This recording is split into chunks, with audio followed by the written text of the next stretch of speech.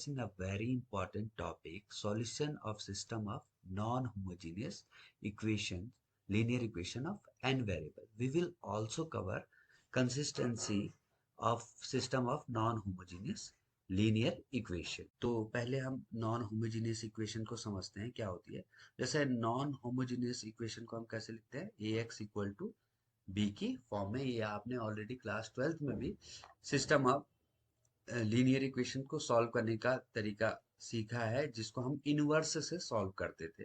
Class 12th में हमने देखा कि इनवर्स से हम साइमल्टेनियस लीनियर इक्वेशंस को सॉल्व करते थे। तो ए एक्स इक्वल टू बी, तो इसमें क्या है, सबसे पहले हमने एक ऑगमेंटेड मैट्रिक्स बनाना है। ऑगमेंटेड मैट्रिक्स को हमने जैसे डिनोट कर दिया सी से, तो ऑगमेंटेड मैट्रिक्स बनाएंगे हम combination of A and B. Combination of A and B से हम ऑगमेंटेड मैट्रिक्स बनाएंगे। इसके बाद ये कैसे पता चलेगा कि जो सिस्टम ऑफ इक्वेशन का जो सॉल्यूशन है वो कंसिस्ट करेगा या इनकंसिस्ट होगा, उसके लिए क्या करते हैं, हमारे पास तीन केस है। नॉन होमोजेनियस इक्वेशंस की मैं बात कर रहा हूँ। पहला केस है जब rank of augmented matrix, rank of augmented matrix equal to आ जाए रैंक ऑफ ए के इक्वल, रैंक ऑफ ए के इक्वल, और दोनों इक्वल हो नंबर ऑफ अननोन वेरिएबल, जितने हमें वेरिएबल गिवन है, नंबर ऑफ अननोन वेरिएबल के इक्वल आ जाए, तो इस कंडीशन में होता है unique solution. I repeat again कि जब ऑगमेंटेड मैट्रिक्स का जो रैंक आए वो रैंक ऑफ ए के इक्वल आ जाए, और ये दोनों नंबर ऑफ अननोन वेरिएबल, यानी अननोन वेरिएबल मतलब एक्स वाई जेड जो भी पूछे उनके इक्वल आ जाए, तो in this case this is case of unique solution. Unique solution मतलब सिंगल आंसर इसका आएगा, यूनिक आंसर ना। और इसमें कंसिस्ट होता है, आपको पता है यूनिक सॉल्यूशन में एक और क्या होता है केस, जो एक तो यूनिक सॉल्यूशन होता है, एक होता है इनफाइनाइट सॉल्यूशन। तो इनफाइनाइट सॉल्यूशन के लिए क्या है कि rank of augmented matrix equal to आ जाए रैंक ऑफ ए के, दोनों तो इक्वल हो रैंक ऑफ ए, बट ये जो दोनों हो लेस देन हो नंबर ऑफ अननोन वेरिएबल। ये दोनों किससे लेस हो, number of unknown variable. Infinite solution क्या कहते हैं, इनफाइनाइट सॉल्यूशन, इनफाइनाइट सॉल्यूशन। और इसमें भी आपको पता है ये भी कंसिस्ट है। और एक होता है इनकंसिस्ट वाली कंडीशन, कौन सी है, नो सॉल्यूशन। क्या है, नो सॉल्यूशन। तो नो सॉल्यूशन कब होगा, जब rank of augmented matrix not equal to आ जाए, नॉट इक्वल टू आ जाए रैंक ऑफ ए के, तो इस केस में क्या होगा, नो सॉल्यूशन, कोई भी सॉल्यूशन पॉसिबल नहीं है। तो ये तीन कंडीशन मैंने आपके डिस्कस की। First one is when rank of augmented matrix is equal to rank of A and both of this is equal to number of unknown variable. जब ये तीनों इक्वल आ जाएं तो that condition is unique solution, एक answer आएगा। और जब क्या हो कि रैंक ऑफ ऑगमेंटेड मैट्रिक्स जो आए इक्वल टू तो रैंक ऑफ ए के आए, बट ये दोनों क्या है, नंबर ऑफ जो वेरिएबल दिए अननोन वेरिएबल उनसे लेस आ जाए, कम आ जाए, तो that case is infinite solution. And third one is when rank of augmented matrix is not equal to rank of A, तो इस केस को कहते हैं नो सॉल्यूशन। तो अब हम कुछ क्वेश्चन इसके सॉल्व करेंगे। जैसे एक क्वेश्चन है x plus 2y plus 3z equal to 14, 3x plus y plus 2z equal to 11 और 2x plus 3y plus z equal to 11। तो देखिए ये सिस्टम ऑफ इक्वेशन दिया है और ये नॉन होमोजेनियस इक्वेशन हमें दी है। Non homogeneous A X equal to B की फॉर्म में ये इक्वेशंस दी है। तो सबसे पहले हम एक ऑगमेंटेड मैट्रिक्स बनाएंगे। ऑगमेंटेड मैट्रिक्स के लिए मैंने क्या बोला आपको कि ए मैट्रिक्स, ए के जो कॉफिशिएंट मैट्रिक्स है, एक्स का कॉफिशिएंट क्या है, 1 2 3, यहाँ क्या आ गया, 3 1 2 एंड 2 3 1। ओके, और इसको हमने लिखा, ये क्या आ गया, 14 11 एंड 11। अब हमने क्या करना है कि जो ये मैट्रिक्स हमें गिवन है हमने इसका क्या कर देना है, रैंक फाइंड करना है। इसका क्या फाइंड करना है, हमने रैंक फाइंड करना है। तो रैंक फाइंड करने के लिए आप क्या करेंगे, आपको पता है, आप एशेलॉन फॉर्म का यूज करते हैं। तो उसका यूज कैसे करेंगे, यहाँ देखिए क्या दिया हमें, 1 दिया है, यहाँ दिया हमें 1। इसकी हेल्प से हम इन दोनों को 3 और 2 को क्या बना दें, 0। तो देखिए कैसे बनाएंगे, R2 replace by, R2 replace by क्या हो जाएगा, R2 minus 3 of R1, okay. And R3 replace by R3 minus 2 of R1। तो अब ये जो दो ऑपरेशन हमने यूज किए, इनको हम अप्लाई करते हैं। तो देखो क्या होगा, 1 3 mine R2 minus 3 R1, 3 minus 3 कितना हो जाएगा, 0। एंड 2 माइनस 2 क्या हो जाएगा, 0। और ये रो हो जाएगा 2। अब देखिए 1 माइनस 3 2 जा 6, तो कितना आ जाएगा, माइनस 5 आ जाएगा। R3 माइनस 3 2 R1, तो 3 माइनस 2 2 जा 4, तो कितना आ जाएगा ये, -1, ओके। थर्ड कॉलम देखिए, 3 R2 माइनस 3 R1, तो 2 माइनस 3 3 जा 9, तो 2 माइनस 9 कितना हो जाएगा, -7। और ये हो जाएगा 1 माइनस 2 R1, 1 माइनस 6 क्या हो जाएगा, -5। और ये फोर्थ कॉलम देखिए क्या हो जाएगा, 14। अब है 11 माइनस 14 3 जा 42, 11 माइनस 42 कितना हो जाएगा, -31। और ये R3 minus 2 R1, R3 minus 2 R1 से क्या हो जाएगा, 11 माइनस 28, 11 माइनस 28 से क्या आ जाएगा, आप माइनस करके देख लीजिए, ये आ जाएगा -17। अब हम इसके आगे ही यहाँ सॉल्व कर देते हैं।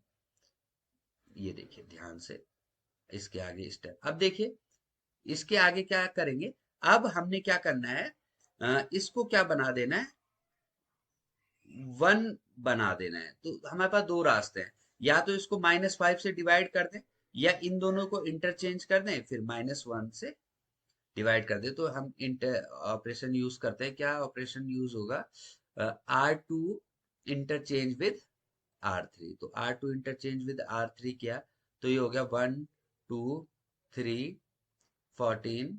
और ये क्या आ गया हमारे पास, 0 0 -1 -5 -17। और ये आ गया हमारे पास 0 -5 -7 और -31, ओके। ये आ गया।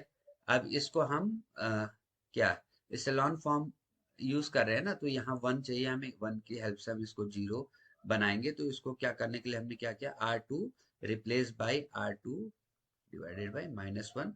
तो ये हो गया हमारे पास 1 2 3 14। और ये हो गया 0 1 5 17। और ये हो गया हमारे पास 0 5 नहीं 0 -5 -7 -31, ठीक है। अब देखिए, अब हम कौन सा ऑपरेशन इसमें यूज करें, ये ध्यान से देखिए आप। अब ये 1 है, ये 1 हमें पता चल गया, ये 1 है, ये 1 है। तो इसकी हेल्प से हमने इसको क्या बनाना है, -5 को क्या बनाना है, 0। तो क्या यूज करेंगे आप सिंपल यूज करेंगे, R3 implies R3 plus 5R2, ठीक है। R3 replace by R3 plus R2 से, तो ये क्या हो जाएगा, देखिए ये हो गया 1 0 0, ये हो गया 2 1, और ये हो गया 0, ये हो गया 3 5। और ये देखो -7 प्लस 5 5 जा 25, तो -7 प्लस 25 कितना आ जाएगा, 18 आ जाएगा ना। और ये आ गया हमारे पास लास्ट लाइन 14 17। अब देखो -31, यहाँ रफ में कर सकते हैं आप, -31 प्लस 5R2, 5 7 जा कितना हो जाएगा 85। तो 8 में से 54 कितना आ गया, ये 54,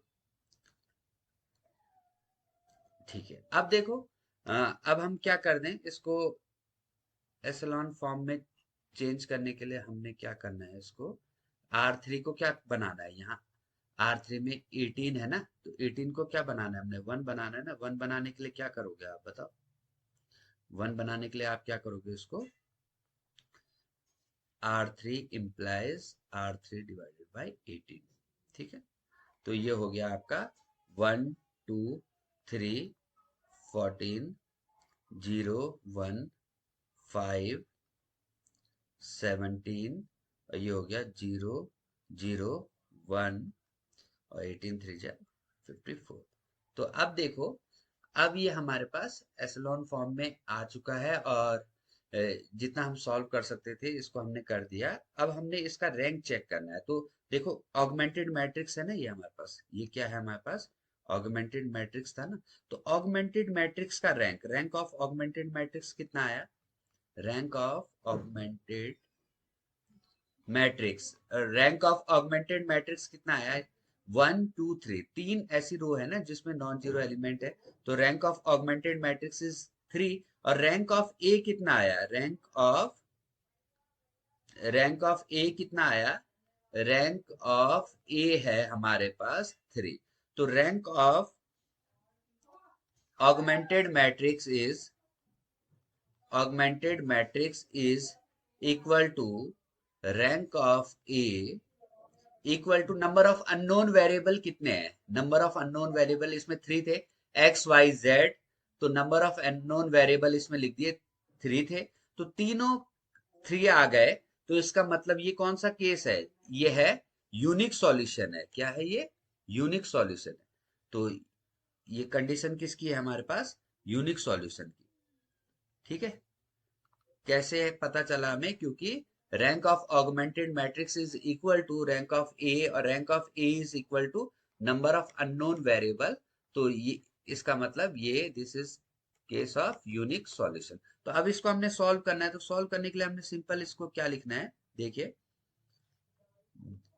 1 2 3 0 1 5 0 0 1, और हमारे वेरिएबल क्या थे, एक्स वाई जेड, और ये हो गया हमारा 14 17 एंड 3।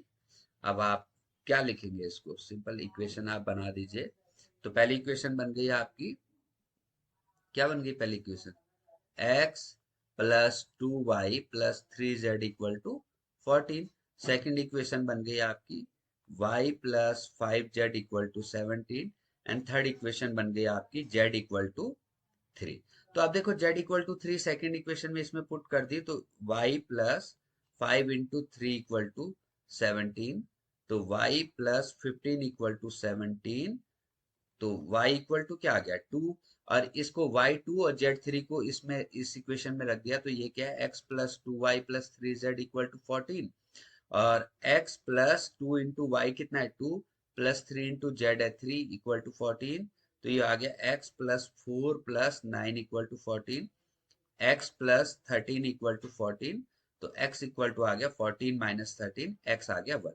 तो हमारा जो सॉल्यूशन आ गया वो क्या आ गया, x आया 1, y आया 2, और z इक्वल टू आ गया 3।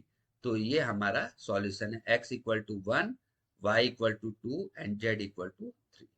तो अभी हम अगले वीडियो में नेक्स्ट टॉपिक कवर करेंगे।